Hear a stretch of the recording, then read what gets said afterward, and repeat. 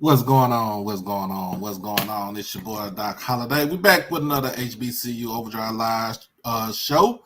If you haven't done it by now, please make sure that you like the stream, comment, share, and most of all, subscribe. Become a member of the hottest HBCU podcast that's on YouTube right now. As you see, I'm going full. All my hair is out and everything, so um, trying to look good. Trying to look good.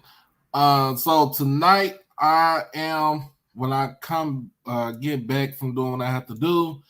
I'm going to do HBCU tonight, and what I'm going to be covering tonight is what was going on in Jackson. So y'all make sure that y'all be on the lookout for that. I will have that show on tonight at I'll probably do it at 7 o'clock tonight. But anyway, if you haven't done it, if you haven't seen it by now, if you haven't done it by now, this is the Alabama A&M film breakdown. This is something that I want to try to do like every weekend. That's for who Jackson State is playing their next for their next opponent. Since Jackson State's next opponent is Alabama A&M, I'm just going to try to get into the breakdown of the game from the previous week and trying to, I guess I give my, kind of give my insight basically about what I saw as far as with the game that I saw. So what I'm gonna do is pretty much go back to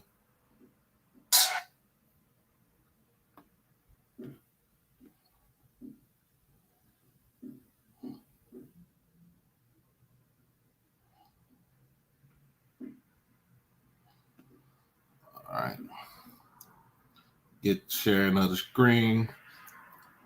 And it's not gonna be a long show today. It's gonna probably be a short show. I'm waiting for my nephew to come get off of work. We gotta go to Oak Cliff. I gotta go to Oak Cliff because I gotta go vote. All right. So I won't. That's one thing I'm gonna do before we finish off of this. So let me go ahead and share the screen. And yes, I have my fair use warning on my page this time, so I won't get flagged for it.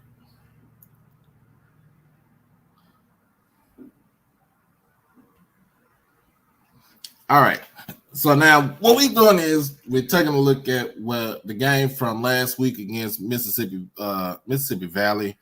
As y'all know, Alabama A&M came away with a 30-20 loss against Valley on Thursday night. There's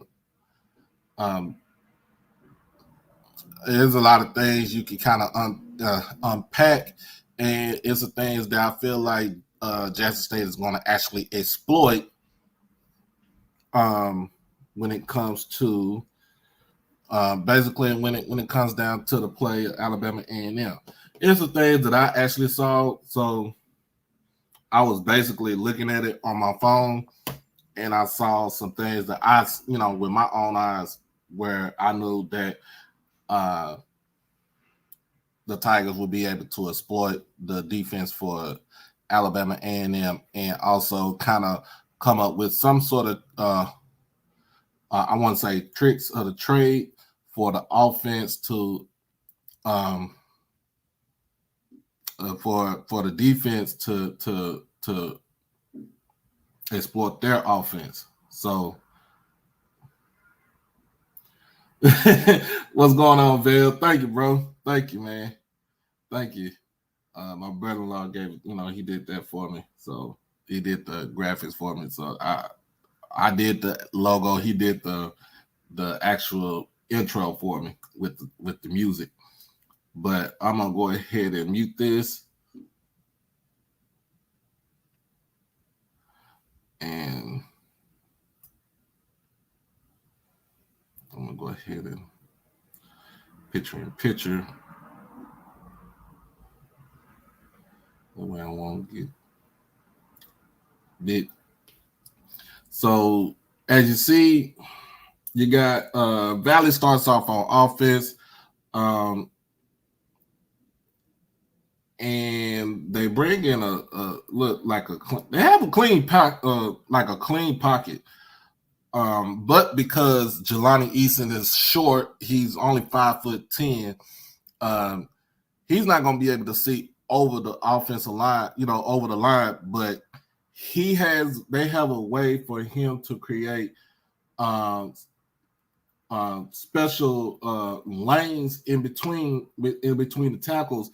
That way he can be able to actually that way he'll be able to actually throw the ball. Like he could see his receivers, he could throw the ball. Change this. Yeah. So this is the first play of the game right here. And as you see, A&M was playing the zone. But if you see this guy right here, he is supposed to cover this part right here. This is his zone. This is his zone. So what you see is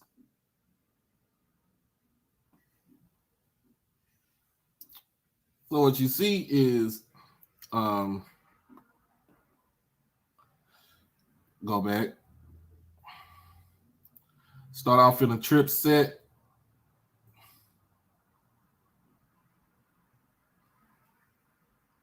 You see number 53, which is the middle linebacker.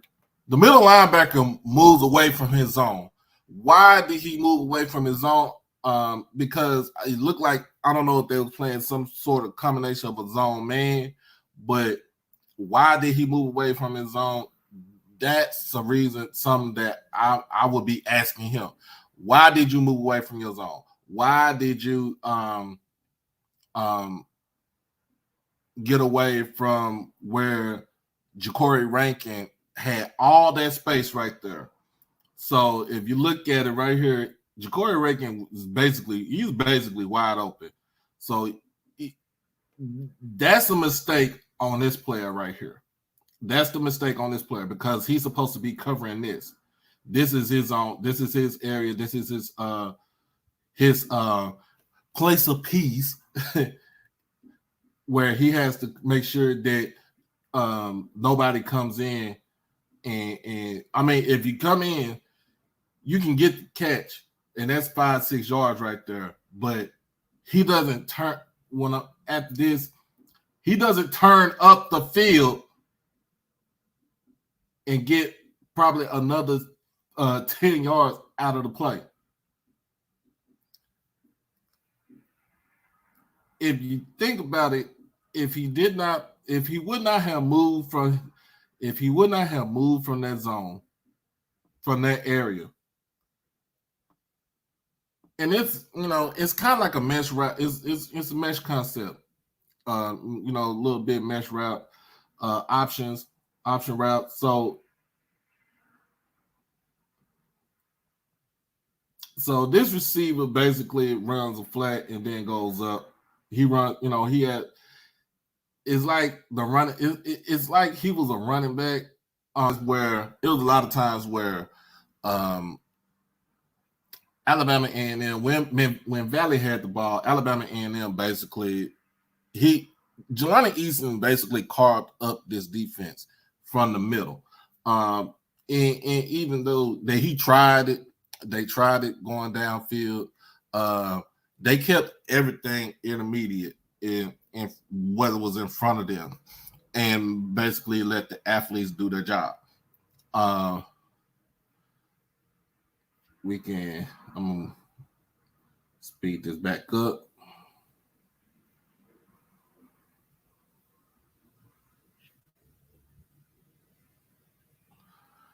So is next play.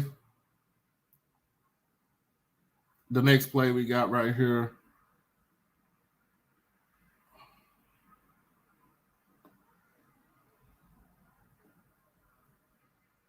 Next play, you got trips at the top on the short side of the field.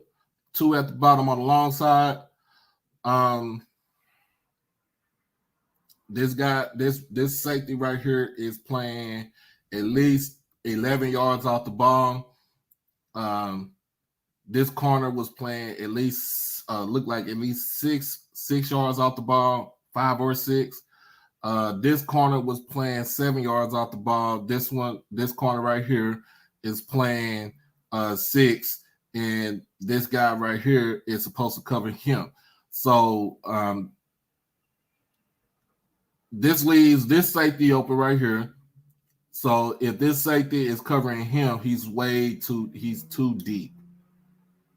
Or if this safety is covering him, he's way too deep. So this corner is covering this receiver right here. So go back to it. If y'all seen it as Ja'Cory Rankin,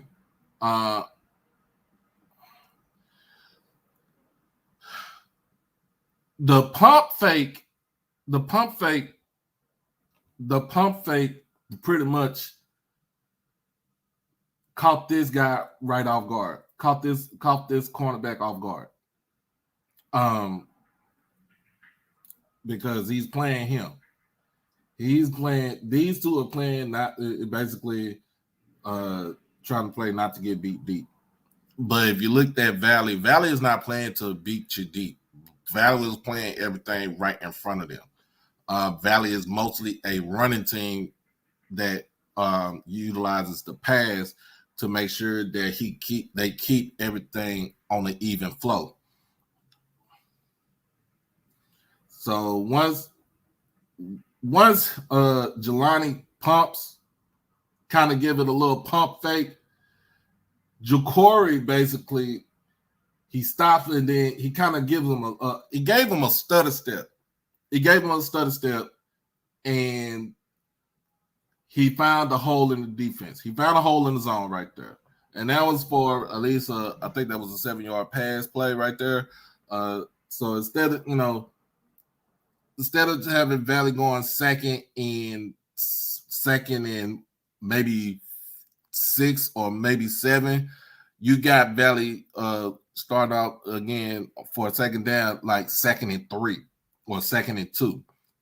Just because he made the pump, just because the quarterback made the pump fake and made the defender kind of stand still because he didn't know which way Ja'Cory was going to go. Now, Ja'Cory would have if he would have went back towards his right,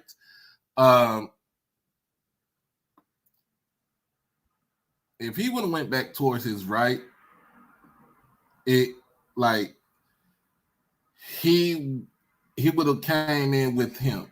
And you got two of these receivers. See, if Ja'Cory would have went back to his right, he had a lot of open room. He had a lot of field to cover. Nobody was within pretty much 10 yards of this guy right here. What's going on, Hoop Jargon?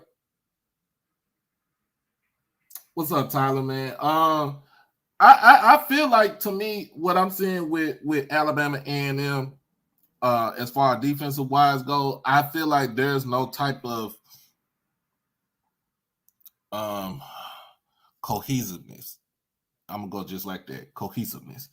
I don't see any cohesion towards the defensive for the defensive team.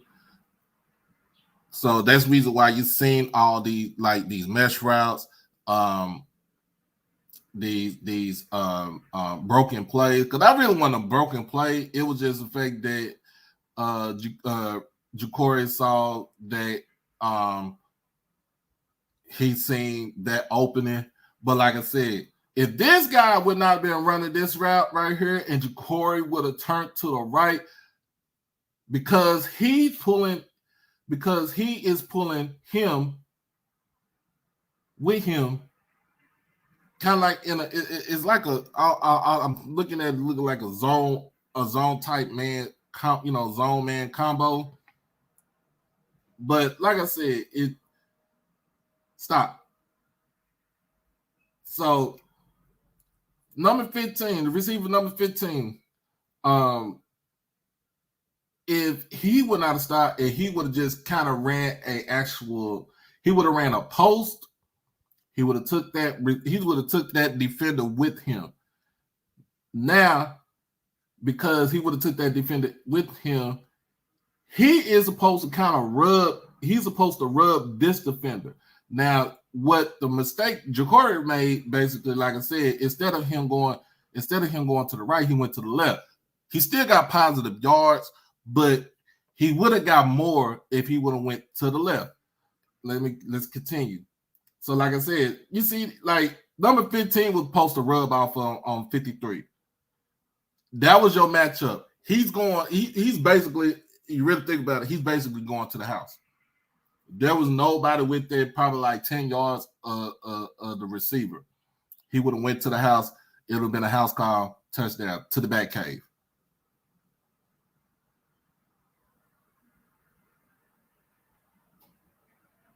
And I understand, Brad. It is. I mean, I understand the fact that the first 3 games of the season, when you playing UAB, Austin Peay, and Troy. I think did y'all play Troy? That kind of gave y'all, it put you in a bad spot. Now, I like the fact that you played, the UAB team and everything, but it kind of puts you in a bind. Okay. Yes, thank you. If you're playing 5 to 10 yards off, if you're playing 10 yards off the ball, if you're playing zone, you're playing 10 yards off the ball. All of this right here with these receivers, see, he's basically playing now. The next play, which is the second and 4, he's basically playing this receiver, or unless he bails out, and the safety is playing this receiver, and then he's playing, like you said, he's playing 6 yards off the ball. All right. He's coming in, look like he's coming in on the blitz. He's covering this guy in the second slot outside right here. He's off 7 yards. He's off 6, and he's way off, probably like 12 yards off the ball. They're trying not to get beat. Let's go to the next play. See now, they bring in pressure off the edge. They didn't show it. It looked like a delayed corner. Looked like a delayed. I wouldn't say corner blitz, but like a nickel blitz. It's delayed. So that tackle got him. Boom. And now on that play right there, that was good because at least the one tackle, the right tackle got to the defender, but you still have the other safety coming off the left side. The left tackle couldn't get to him because he's already engaged with the defensive end, and basically that play made Jelani Easton rush his throw. So if he didn't rush that throw, and the concept of the routes, the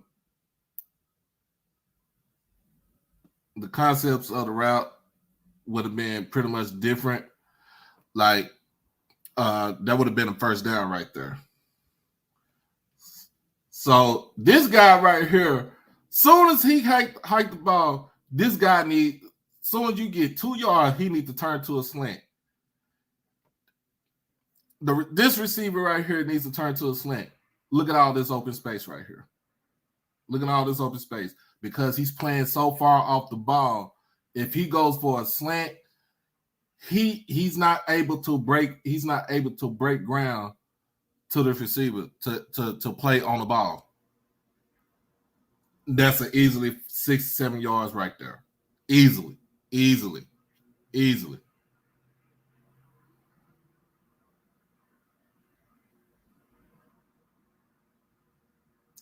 Oh yeah, I heard about that running back, man. He was a beast. He is a beast. He is a beast. I don't know why they don't run him that use him a lot either.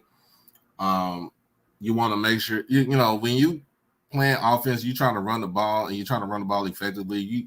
You got a two running back system. You want to kind of interchange it. You want to interchange the running back system. You don't want to just keep running the same guy over and over and over again. That's why some teams like if you're looking at Prairie View, because they have almost a three running back system plus the quarterback, or if you're looking at like Alcorn, who has an actual three running back system, um, who has a three running back system,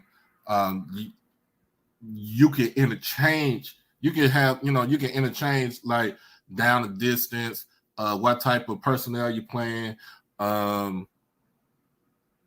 what type of personnel the defense is playing. Like it, it all comes into play on that.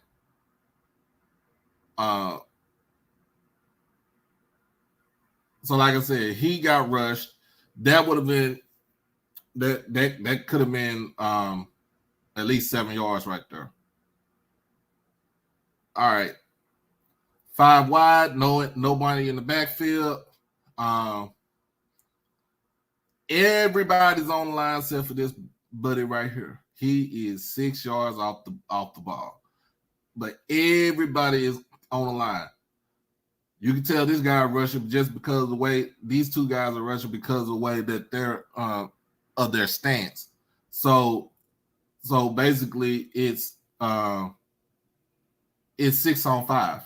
That's all it is. It's a mismatch. And I think it's a good mismatch right there, because now you got all the DBs are playing to stop the pass. They're playing to stop the pass. They're playing to stop to contain them from getting the first down. Let's see what happens right here.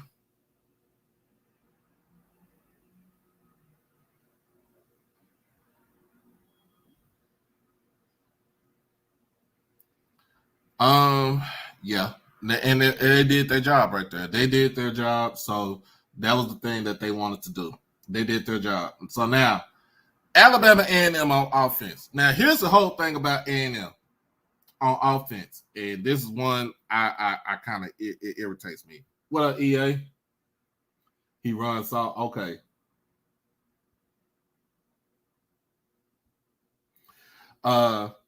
This is my whole thing about A&M.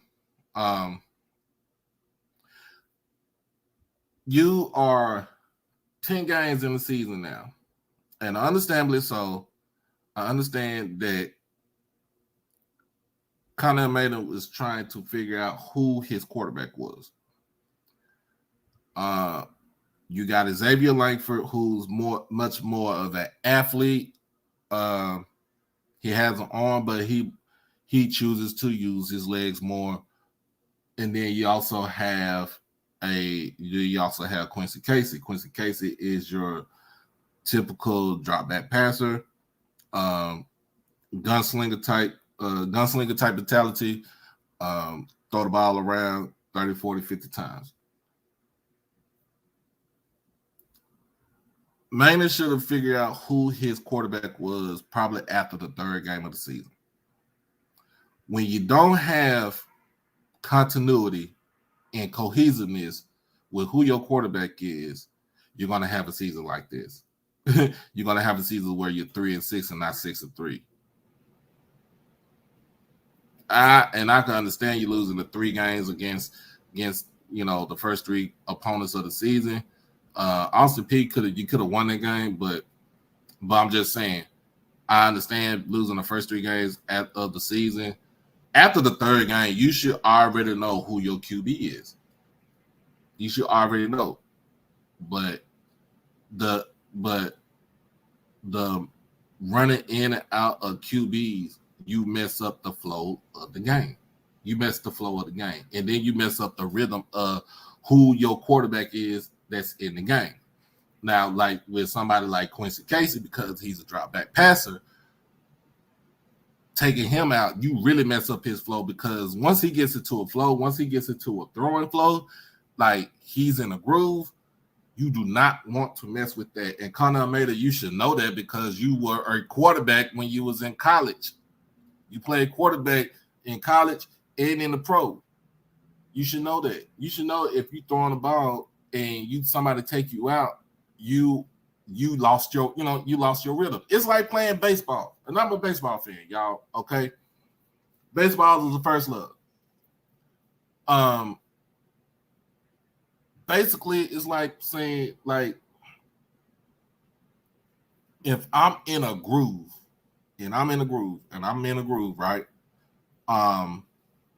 And the coach decided to take me out the game in the fourth inning, and I already got like 10 strikeouts, and the team is feeding off of that because I'm basically striking people out.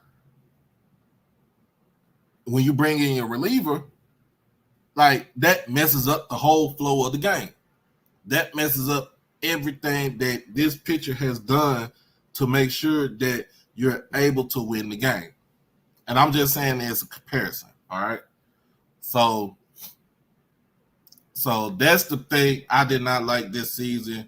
You have Quincy Casey, your drop back passer. He is pretty much almost the quintessential prototype QB that you had in Kill Glass.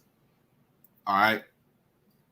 Sometimes Quincy has the mental lapses, and it comes back to bite him. But if you stay with him, if you stick by him, he is going to be able to lead your team. All right.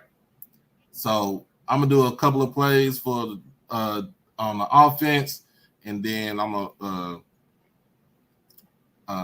kind of talk a little bit more about what's going on today. Yeah, this guy, I looked at it too. This guy, I don't know if that's England or that's the big running back. I think that's the big running back. Yeah, he do not run with his pads. I like this catch right there. Threw the ball open to him. Valley was playing the zone. Threw it open and threw it to the zone. He got open. Takes it down for another, I think, about another 5 to 6 yards. This guy right here, bad angle. So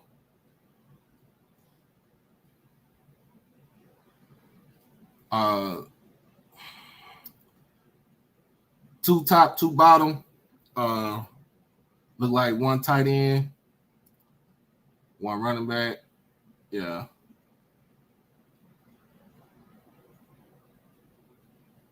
Number 7, that's England. That is the transfer from Michigan State. You have to be, as far as running the ball, you got to be able, as soon as you see the hole, you got to be able to hit the hole hard, and you got to go into it fast. If not, then it, the running lanes collapses on you, and then you have to try to make a miracle, trying to turn a miracle into water into wine. I'll put it just like that.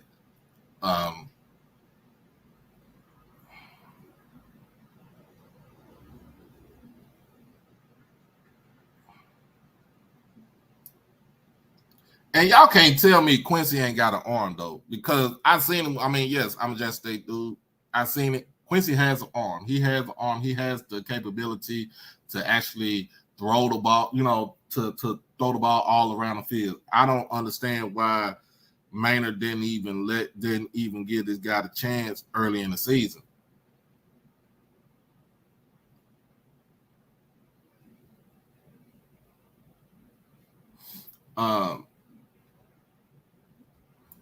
So what I seen with Jackson State, when it comes to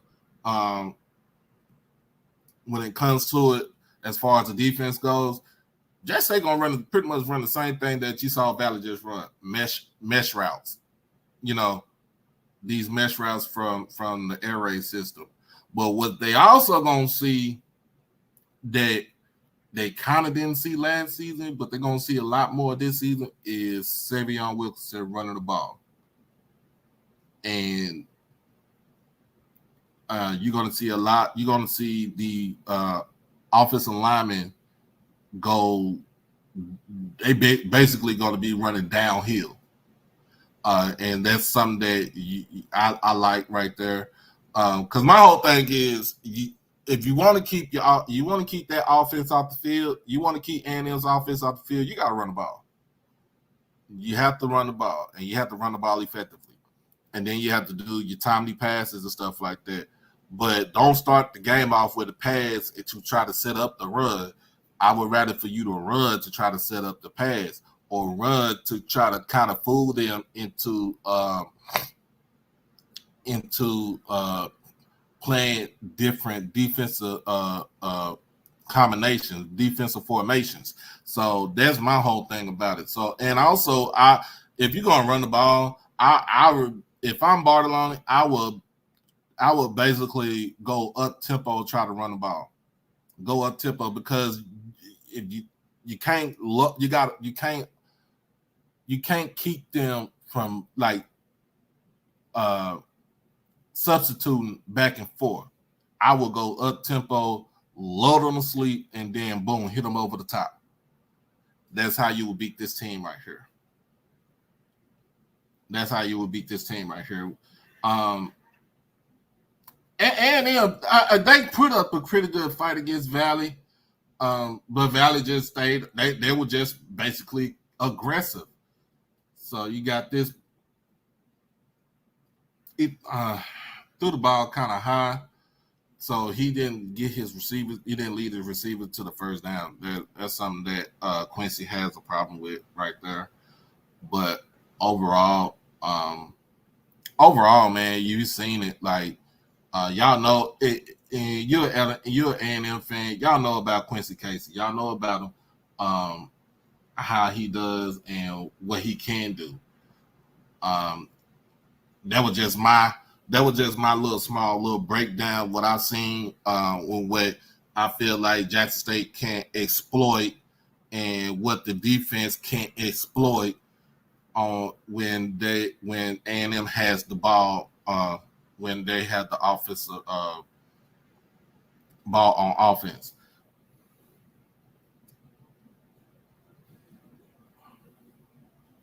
Yeah, I don't, Brand. Hey, I don't dog QC. Sometimes he does. I mean, in certain games, certain situations, he does have mental lapses. I'm not gonna say he doesn't, but I don't like how they, you dog him to where he's like, yeah, he's trash. Like, no, he's not trash. He's in a situation where you have a coach that doesn't know who he wants to play.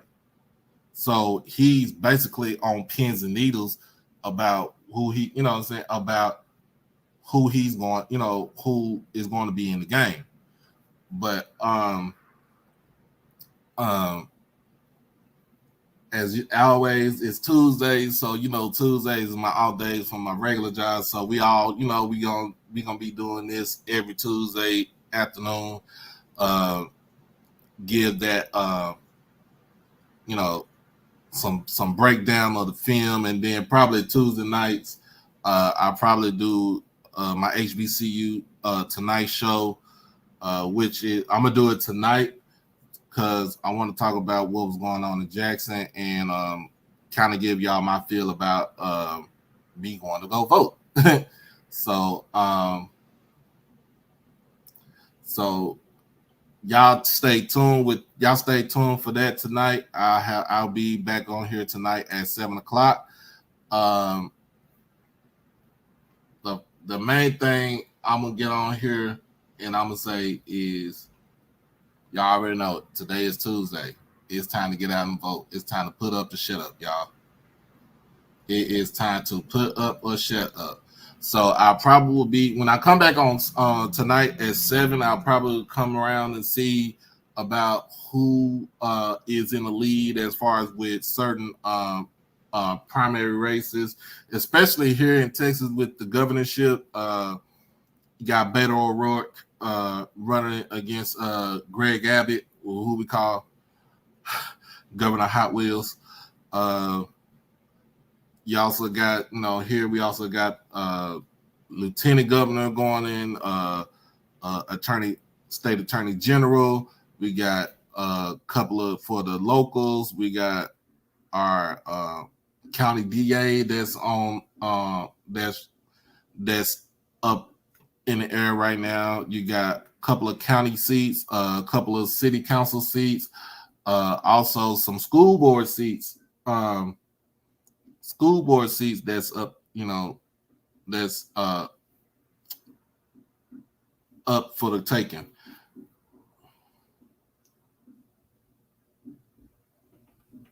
What's up, Russ? What's up? Hey, and yeah, man, yeah, we gonna talk about that too, because that basically reminds me of what was going, like what what people experience, what our people experienced back in the 50s and the 60s, right there. But thank y'all. I mean, I thank y'all for kicking it with me. I thank y'all for kicking it with me this afternoon. Make sure that y'all like the stream, become a member, and subscribe to the channel. Trying to get to 600 right now, and then after that, we moving on up to 7. So make sure y'all share this with people. Make sure people watch this. Tell them it is entertaining. I am an entertaining show. We talk about sports. We talk about the culture. We talk about everything that is deemed news. So y'all make sure y'all share this with your people. Make sure that everybody see this. Make sure y'all like and y'all subscribe, man. But other than that, special shout outs, my shout outs and announcements. Basically, hey, I'm about to go vote. It's went up from nephew to come in. Go to Oak Cliff, Friendship West, cast my vote. Taking pictures and stuff like that, and then come back and tell everybody about it. That's something that that I can share with the people. I can share with my people here. I make sure my guy Brian is on the show tonight. Try to see if Sean will be on the show tonight. If not, it'll be me solo dolo. But November the 19th, I should be going to East Texas to see Tennessee State play A&M Commerce. There's number like an hour, 15-minute drive for me. Also, depending on how everything goes about with the SWAC championship game, I might go back to Jackson for the SWAC championship game. I might not. I don't know. But I will be covering it though, and I will be covering heavy.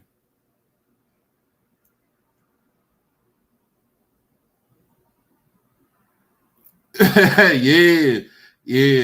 Freddie, hey, I'm gonna tell y'all about this, y'all. Dr. Freddie Haynes, that man do not play. That man do not play. I promise y'all.